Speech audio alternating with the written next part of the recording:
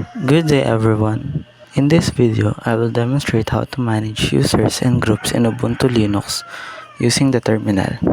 The purpose of this tutorial is to show basic to intermediate user management tasks such as checking existing users, adding and deleting users, modifying user accounts, managing groups, setting permission, and assigning administrator or sudo access.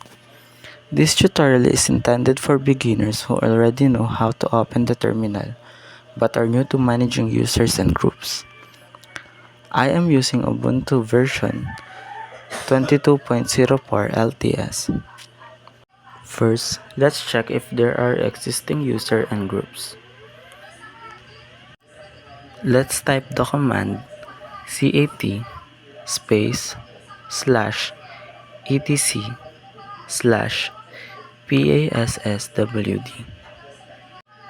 This contains a list of all users on the system. Each line represents one user account, including system users and regular users. So next, let's check if there are existing groups.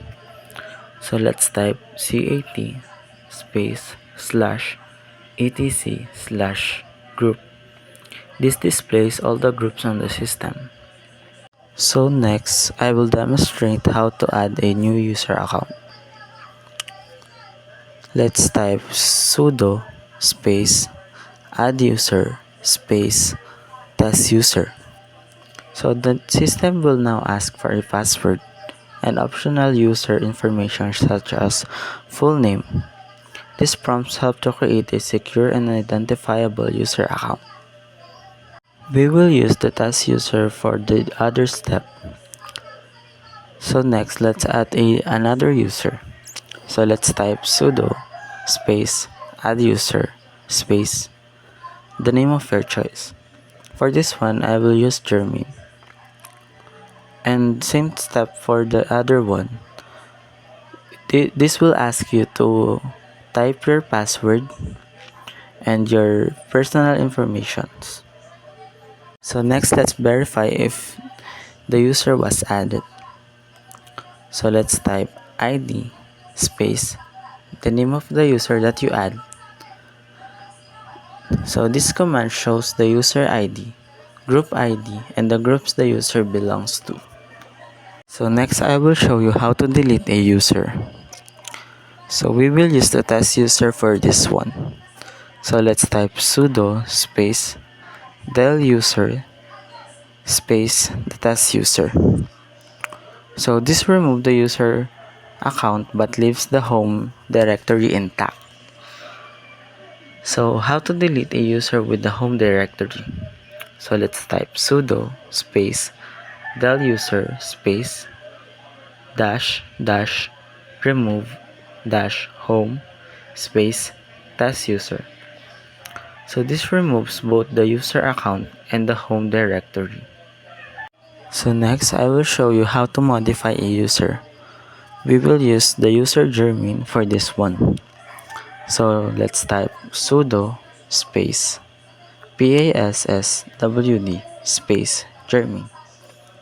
So this command allows the administrator to reset or change a user's password. So next, I will show you how to create and manage group. So to create a group, let's type sudo space add group space dev group. So next, let's add user to the group that we created.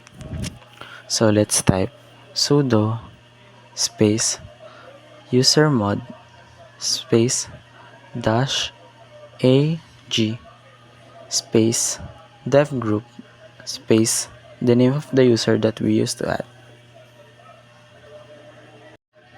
The AG option appends the user to the group without removing existing group membership. So let's remove user from a group. So let's type sudo space gpasswd space dash d space the name of the user space dev group. So let's check the group membership of the user that we add. So let's type groups space the name of the user that we add. So this confirms which group the user belongs to. So next, let's use the group membership for permissions. First, let's create a shared folder. So let's type sudo space mkdir space / home / shared group. So next, let's assign group ownership. So let's type sudo space chown space dev group space / home / shared group.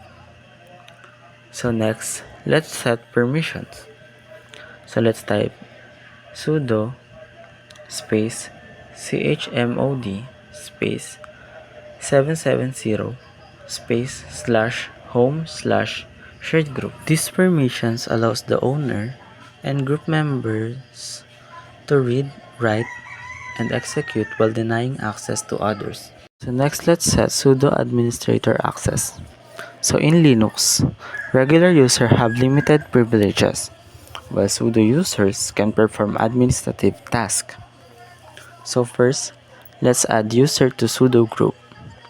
Let's type sudo space usermod space -ag space sudo space the name of the user that we want to give the sudo admin access. So this gives the user administrative privileges. So next, let's check password policy and expiration. Linux allow administrators to enforce password policies. First, let's check password expiration. So let's type sudo space chh space -1 space the name of the user. Next, let's set the expiration to 90 days. Let's type sudo space chh space -m space 90 space the name of the user. So next, let's force password change on the next login. So let's type sudo space chh space -d space 0 space the name of the user. So password policies improve security, especially in enterprise environment. So let's check the user activity. Monitoring user activity helps detect unauthorized access. Let's view the login history. So first, let's type last log. So this log is essential for system auditing and security monitoring. So let's also type last. So this shows the time and the name of the user and the runtime of it using the system. So let's view the failed login attempts. So let's type sudo space grep space failed password space -var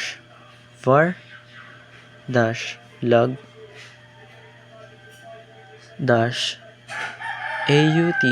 -auth.log.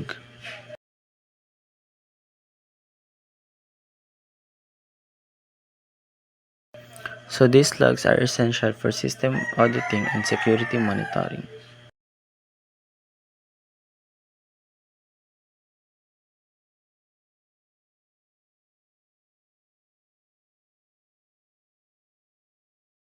So in conclusion, this video demonstrates how to manage user and groups in Ubuntu Linux. And I covered check existing users, adding and deleting users, modifying accounts, managing groups, setting permission, assigning sudo access, and auditing and checking user activity. So best practice include keeping a user privilege minimal, using groups to manage permission, removing unused account, and backing up user data regularly. Always practice this task in a virtual machine before applying them to the real system. So that's all. Thank you for watching this video. I hope this is helpful for you.